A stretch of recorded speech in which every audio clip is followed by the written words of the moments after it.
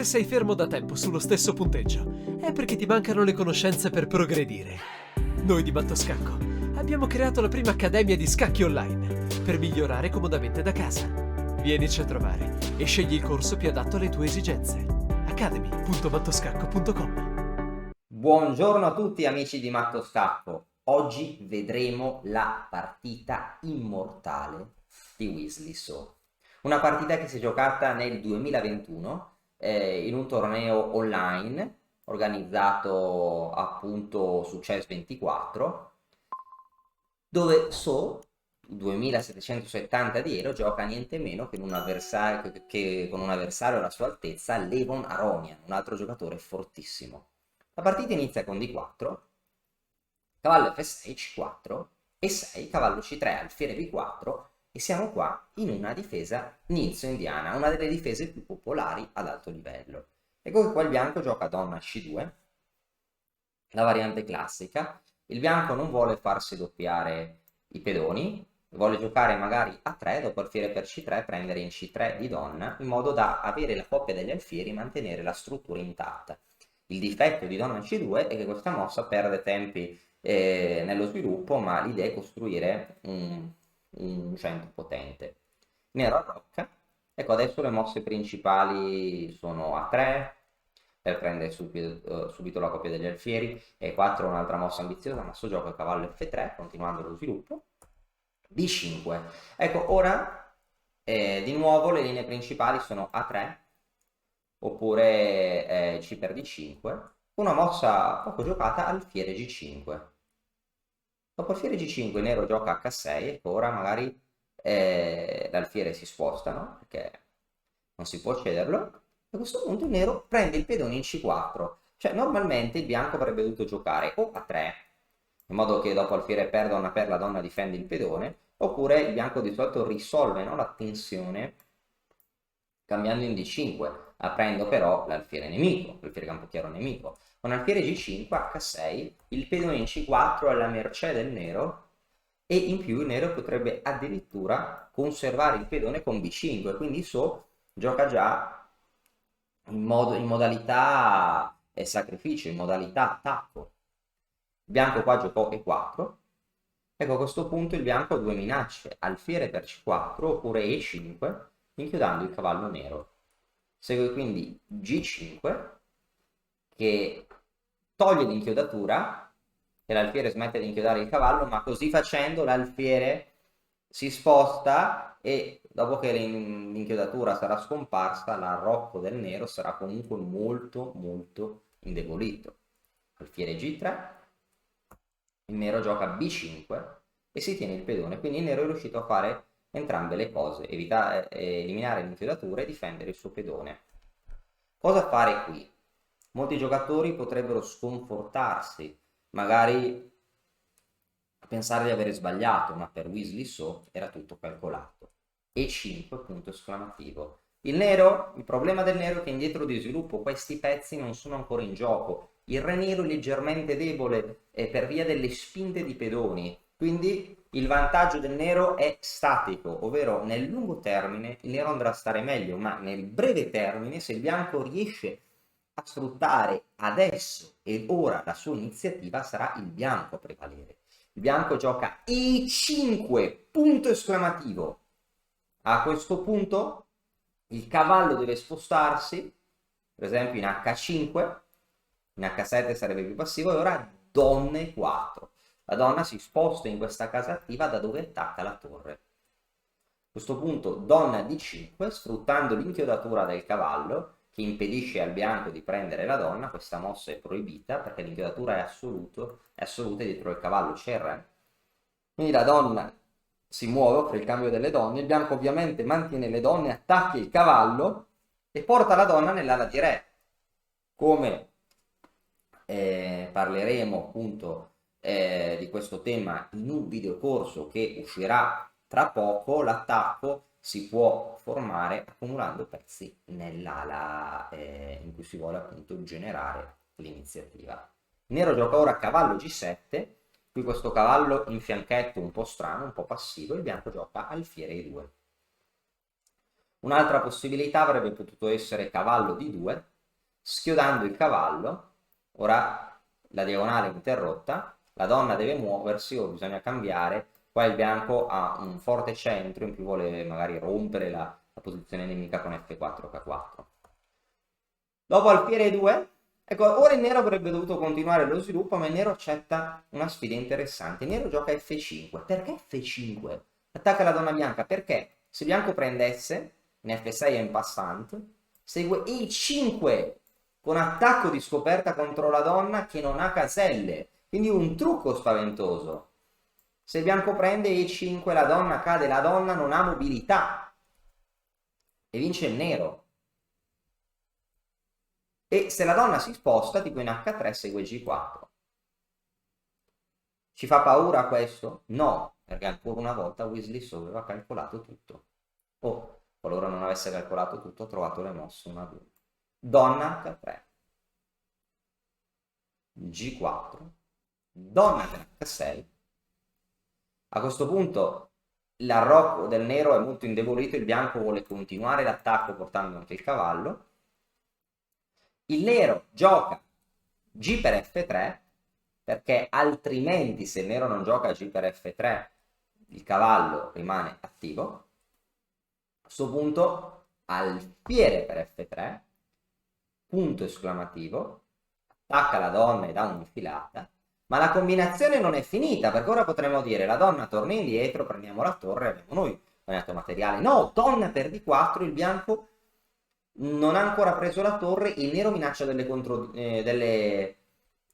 controgioco su alfiere per A8 segue alfiere per C3, su B per C3, donna per C3, la donna darà un attacco doppio al re e alla torre bianca. Per dire, in caso di alfiere per A8 seguirebbe alfiere per C3, B per C3, donna per C3 con attacco doppio, su Re 2 potrebbe seguire almeno uno scacco perpetuo minimo, magari potrebbe essere il nero ad attaccare. Quindi il bianco non cattura la torre e arrocca, mette le torri in comunicazione, quindi se il nero catturasse in C3 ora le torri sono in comunicazione, il re è al sicuro, il bianco catturerebbe per esempio in A8 con un facile vittoria. Nero gioca C6, per ora il nero ha ancora un vantaggio di materiale, ma ora l'attività dei pezzi del bianchi sarà distruttiva. Torre di 1, donna B6, a questo punto come portare pezzi in attacco? 2 punti esclamativi. Ora, sarebbe bello portare il cavallo in attacco, ma D5 e D4 non sono accessibili, davvero? E lo facciamo lo stesso. Cavallo E4, 2 punti esclamativi. Questo cavallo, questo stallone, si accinge ad entrare nelle caselle F6 e G5, da dove creerà un attacco da matto, un attacco decisivo. Se il nero continua lo sviluppo, so, cavallo G5, ci sono già reti di matto dappertutto. Torre F7 potrebbe seguire scacco, ora magari alfiere H4 per preparare la meritata accoglienza al re nero qualora scappi, e il nero a posizione completamente persa. Quindi dopo cavallo E4 il nero catturò, ma ora l'alfiere entra in gioco e ora si minacciano innumerevoli matti. Per esempio, se il nero gioca una mossa qualunque, bianco da matto, così scacco, alfiere G6, re 7, donna per G7, torre F7, donna per... Tutti i pezzi del bianco, anche questo se servisse, partecipano all'attacco. Il nero disperato allora restituisce parte del materiale per frenare l'iniziativa bianca, ma dopo alfiere per e per, ecco, a questo punto dobbiamo chiederci come portare questo alfiere in attacco. Il nostro pedone glielo impedisce, allora bisogna immolare anche il pedone in E5 sull'altare del sacrificio.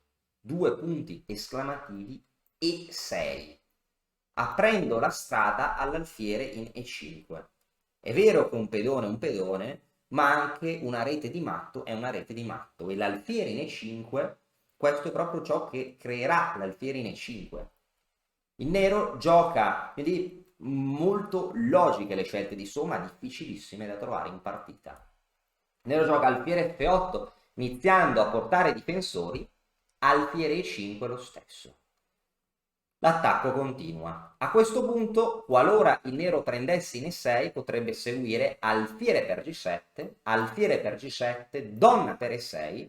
Ora il nero non ha praticamente vantaggio di materiale e seguirebbe appunto un attacco imparabile, perché arrivano tutte le torri, si può anche prendere in F5, ci sono miriadi di reti di matto. Soprattutto mi piacciono, o anche torre di 7, mi piacciono tutte queste torri in 7, ma anche su Re H8 il bianco a partita completamente vinta, potrebbe continuare così. Ora per dire torre E1, portando in gioco l'ultimo pezzo, torre E7, no? Per andare a dare matto. C'è una differenza fondamentale nell'attività dei pezzi, ora il nero perisce nell'ultima traversa. Quindi in questa posizione il nero giocò C5 per provare a portare la donna disperatamente in difesa, ma l'attacco continua. Alfiere per, punto esclamativo, alfiere per, il pedone che è sopravvissuto gioca E7. Quindi c'è la donna in presa in H6, il bianco la lascia in presa e gioca E7, sacrificando la sua donna per poi averne un'altra. In caso di donna per H6 seguirebbe E8 donna, Re H7, donna per C8, il nero a posizione completamente persa. Il re nero è debole, tutti questi pezzi sono inchiodati, se il nero prova a cambiare le torri, il bianco prenderebbe pedoni a iosa e poi vincerebbe appunto portando in gioco gli ultimi pezzi. Torre 3 G3 o torre 8 con vantaggio completamente decisivo. Grande Weasley solo. Il nero giocò alfiere di 7 per impedire la promozione. A questo punto donna H5, punto esclamativo, rinnovando la minaccia. Ora se il cavallo si spostasse, l'alfiere cade. È vero che la torre controlla è 8, ma l'alfiere cade. Donna C6, a questo punto torre F1, rinnovando la minaccia di promozione. Su cavallo A6 seguirebbe torre per D7, punto esclamativo, donna per D7 e 8 donna, vincendo. E dopo donna per, alfiere F8, segue donna G6, su Re H8 matto, su donna G7 minimo donna per A6 con vantaggio decisivo. Nero giocato alfiere 8, a questo punto torre di 8, ora questo superstite, questo pedone, sarà la chiave per vincere. Cavallo A6, ora sembra che tutto sia difeso, perché l'alfiere è attaccato varie volte, ma la donna lo difende. Questo pedone non può promuovere, ma ecco, sacrificio. Torre 6, 2 punti esclamativo. La torre si sacrifica, non era molto utile, quanto lo è la donna che difende in C6. La donna, se accetta la torre, permette la presa in E8. È uguale come presa, Re H7, donna H5, seguita dalla promozione. E il bianco, che tra l'altro pare anche il matto, le donne sono tante, il bianco vince. Quindi il nero giocò donna di 7, ma ora il vantaggio materiale passa dalla parte del bianco. Si poteva prendere in D7, ma prendere in D7 sarebbe stato più complesso. Il bianco prende in A8 e si continua a minacciare l'alfiere. Notiamo che la donna bianca, oltre ad attaccare, difende di 1 con una casa di matto potenziale. Il nero giocò cavallo C7, ma ormai il materiale è pressoché pari. Torre di 8, invitando il nero a prendere, perché se il nero prende in E6, di nuovo catturiamo, poi alla fine andiamo a donna. Quindi il nero giocò cavallo per E6 e seguì l'ultimo trucco, torre per E8. Donna per E8 sarebbe sbagliata perché il nero si avvicina ai 7 impedendone la promozione. Senza attacco e senza le donne il bianco esaurirebbe l'attacco. Dopo invece torre per E8, il re nero KO. Il nero non ha dove andare, su cavallo F8 subì torre per, nemmeno G per. Torre per, perché poi dopo il nero abbandonò, perché dopo alfiere per può arrivare un'altra donna. Oppure scacco, alfiere G7, arriva un'altra donna. E il bianco con la donna contro l'alfiere vince. Davvero una partita immortale da parte del nostro Weasley Son.